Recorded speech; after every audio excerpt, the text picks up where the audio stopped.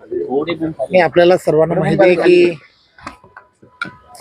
सर्व महाराष्ट्रामध्ये 29 महानगरपालिकेच्या आज निवडणुकीसाठी मतदान आहे।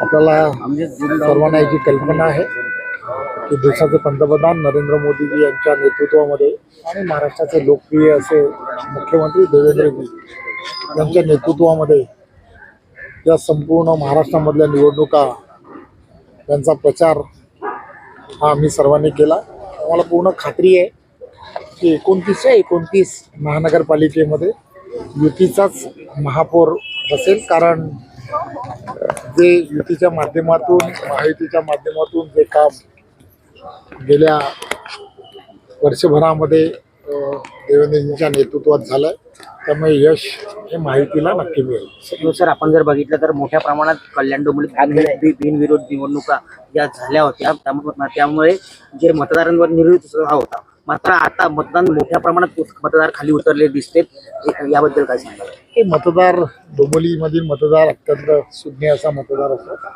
आणि सकाळीच सर्वजणांना मतदान लवकरात लवकर करण्याच्या गेल्या वर्षानुवर्षाच्या सवयी आहेत आणि 100% मतदान व्हावं हे गेल्या वर्षानुवर्ष या पूर्णच्या पूर्ण कल्याण डोंबिवलीमध्ये एक प्रथा आणि परंपरा आहे।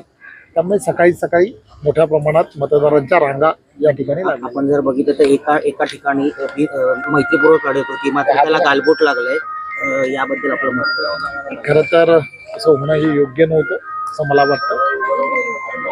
येणाऱ्या काळामध्ये या सगळ्या गोष्टींवरती प्रशासनाच्या माध्यमातून आळा आणणं हे अत्यंत गरजेचं आहे। कडू बोल वृत्तवाहिनी, सत्याचा कडवट आवाज।